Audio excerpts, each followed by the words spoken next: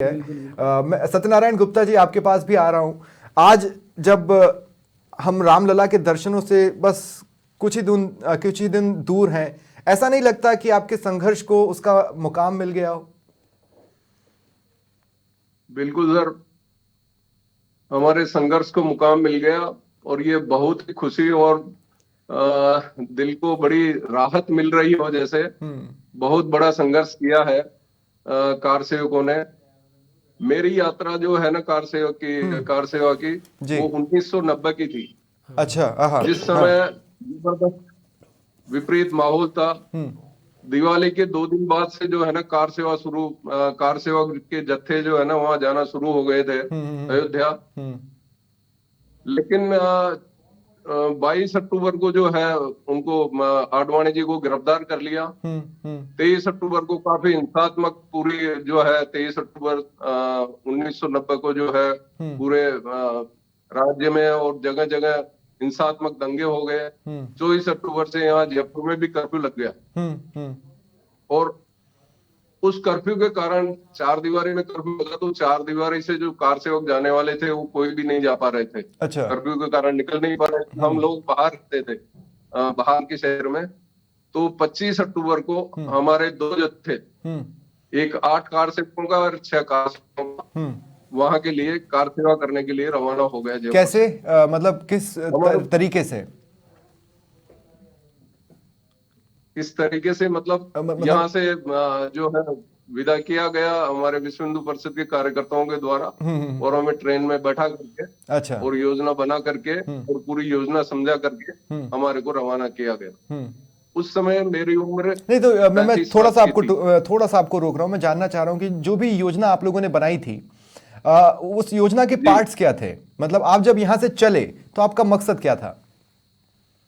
मकसद ये था कि किसी भी हालत में अयोध्या पहुंचना है और वहां कार सेवा करनी है। वहां पे जो है मतलब एक कार सेवा का जो प्रकल्प चल रहा था। ठीक है। हाँ। वहां पहुंच करके नित्य जो है ना वहां अपनी उपस्थिति दर्ज करवानी है।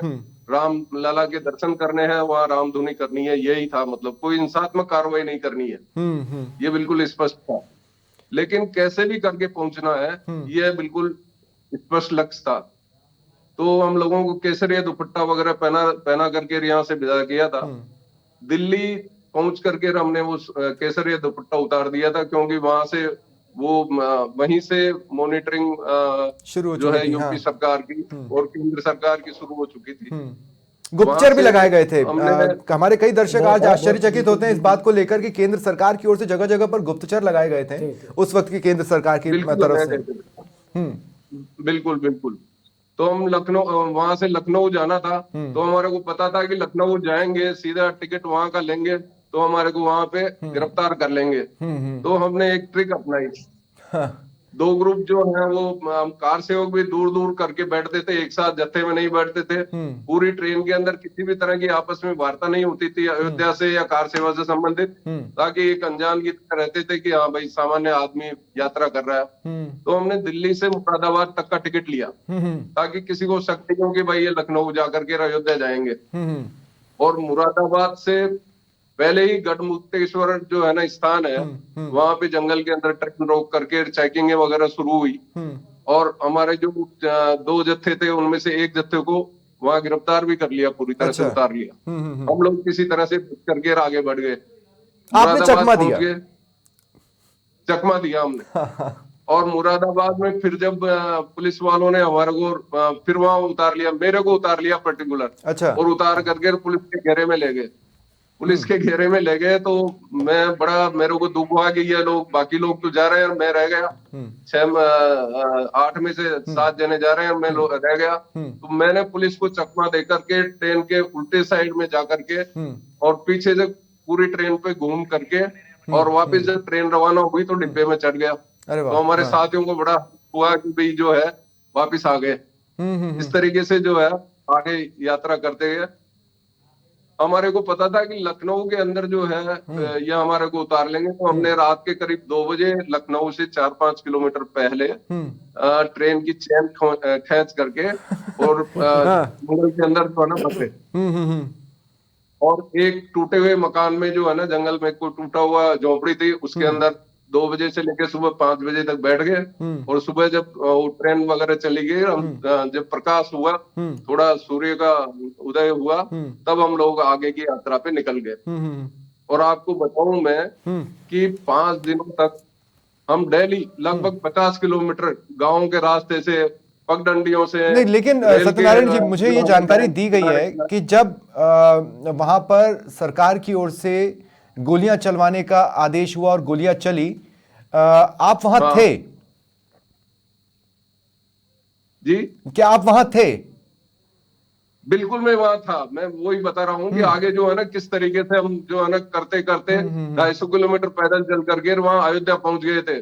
और जब 1 नवंबर को हम वहां पे अयोध्या में पहुंच गए थे, 2 नवंबर को जब ये जो घटना घटी, गोलियां चलने की ये सारी, तो उन गोलियों के बीच में भी हम थे। और मेरी टोली का एक कार सेवक जो रामोतार सिंगल है, वो वहां शहीद भी हो गया। अच्छा।